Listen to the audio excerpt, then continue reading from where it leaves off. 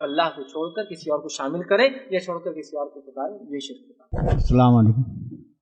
قیامت کے دن اللہ تعالیٰ جو ہے ساری دنیا کو ہلاک کر دے گا، ان فرشتوں کا کیا ہے؟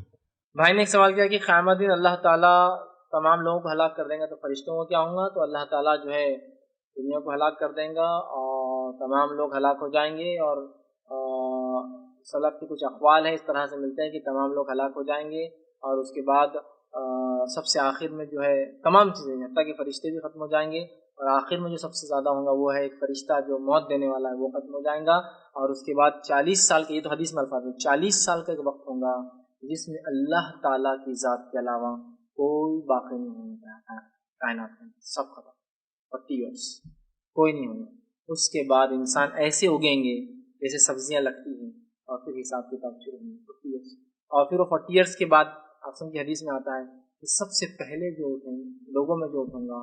تو میں ہوں گا، اور میں اللہ کے عرش کی طرف جاؤں گا۔ جب اللہ کے عرش کی طرف جاؤں گا تو میں دیکھتا ہوں کہ موسیٰ مجھ سے پہلے عرش سے ٹیکا لے کر کھڑے ہوں گے، مجھے پتہ نہیں کہ موسیٰ بے ہوش ہوئے تھے یا نہیں ہوئے تھے، یا مجھ سے پہلے اٹھ کر چلے گئے ہوں گے۔ اور یہ حدیث اللہ کے رسول نے تب بیان کی جب صحابہ دو جماعت لڑ رہی تھی، اور صحابہ کی ایک جماعت یہودیوں سے لڑ رہی تھی کہ اللہ کے رسول افضل،